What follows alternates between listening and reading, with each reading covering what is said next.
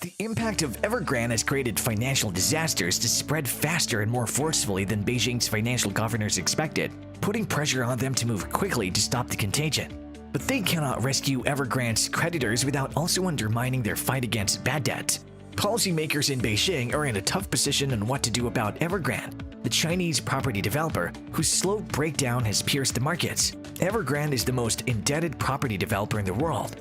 Its on-balance sheet debts amount is nearly 2% of China's annual GDP, and its off-balance sheet debts add up to as much as another 1%. The company has $300 billion in liabilities, and its management has made it clear it doesn't have the means to pay its various lenders on time. That has investors inside and outside of China majorly worried, including about a potential contagion effect. Hello everyone, welcome to World of China, a channel to explore the blazing issues of China. In today's video, we are talking about China's Evergrande meltdown and why we should be worried about this event. So stay tuned with us and don't forget to hit the subscribe button. This wouldn't be as much of a problem if Chinese property developers, state-owned companies, local governments, and even ordinary households were not drowned in extremely high debt levels. But because the Chinese economy has long been plagued by debt problems and moral hazards, the situation will be much more difficult for regulators to sort out. For the past several years, Chinese governors have worked hard, if unsuccessfully, to reduce the economy's over-reliance on debt. As part of this regulatory push, regulators realized what became known as the 3 red lines for property developers last year.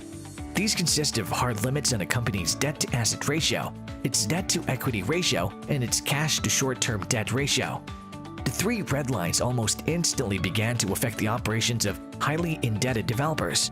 Because they were no longer able to borrow and in many cases were forced to pay down debt, they had to liquidate assets, often in fire sale conditions, and were sometimes forced to cut back on their operations. The resulting losses usually only worsened their reported debt ratios and put further pressure on them to cut back.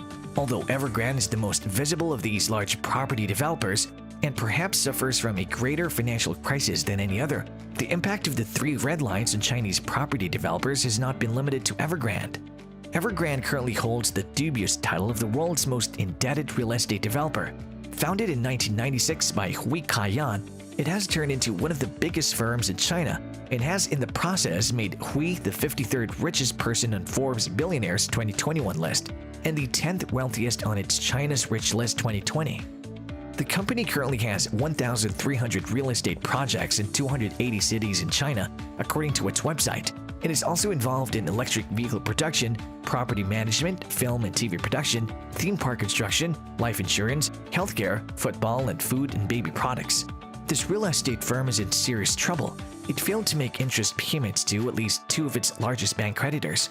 It has a roughly $83.5 million bond interest payment due and faces another $47.5 million bond interest payment soon. Investors are worried an Evergrande debt failure could send shockwaves through the Chinese and global economies, much as Lehman Brothers did to the United States and the world in 2008. Now the real question, how much the Chinese government is willing to go to stave off the potential social and financial outbreak of a messy Evergrande collapse. Fears over a possible debt default affecting broader markets soothed partially after Evergrande said in a filing that it had resolved via negotiations an interest payment on one of its bonds that is due. But the company left to detail how much interest would be paid or exactly when, which could signal that it simply managed to postpone the payment that's due. Nerves steadied further after Bloomberg News reported that Beijing regulators told the embattled property developer to avoid an imminent default on its dollar bonds. There is concern the already slowing China economy will be affected further, and that could flow into other economies. The fact that China's economy is so huge could affect the rest of the world. If China were to have a serious economic issue because of China Evergrande, the rest of the global economy would have contagion from it. It turned out that the US banking industry was made up of a relatively small number of players whose assets, interests, and fates were more closely intertwined than many thought. When Lehman fell, it sent shockwaves through many other firms in the US and beyond. And thanks to globalization, the links between entire countries' economies are stronger and more diverse than ever before. So when the US experienced its 2008-2009 financial crisis, the ripple effects were felt in markets all over the world. Similarly, as China is the world's second largest economy, what happens in China with Evergrande has the potential to affect financial institutions and nations around the world. It certainly disturbed markets earlier this week. Hong Kong's Hang Seng Index fell 3.3% on Monday, and its property index fell a whopping 6.69% to hit a 52-week low. Both the broader index and the properties index closed up on Tuesday, however. Similarly, U.S. stocks saw their biggest drop since May on Monday, fired partly by Evergrande anxieties. Foreign investors are owed $7.4 billion in bond payments from Evergrande next year alone. At various points this year, they've panicked, sending trading on the bonds in the secondary market to new lows. Evergrande bond notes have at some point traded at 25 to 50 cents on the dollar. Trading in its debt was so frenzied at one point that regulators briefly put a stop to trading. The company's main share listing in Hong Kong has lost more than 3/4 of its value over the past year. Evergrande jitters also dropped over into the world's largest cryptocurrency, Bitcoin, which sank to $40,468 on Monday, according to CoinMarketCap. Foreign investors worry that if Evergrande fails, all the money they're owed will vanish into thin air.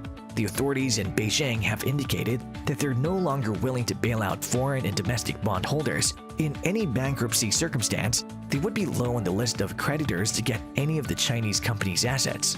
So what is next for Chinese regulators as they assess the Evergrande disaster? This is such a complicated problem. With politically conflicting objectives, that's very hard to predict just how Beijing will react. It's clear, however, that the regulations must act quickly to contain the spread of financial distress costs. Well, that's all for today. Thanks for watching the video. Give this video a big thumbs up and let me know your thoughts in the comment box. For more exciting videos, subscribe to this channel and hit the bell icon for notifications. I'll be back with another exciting video soon. Till then, check out our channel for more exciting videos and stay tuned.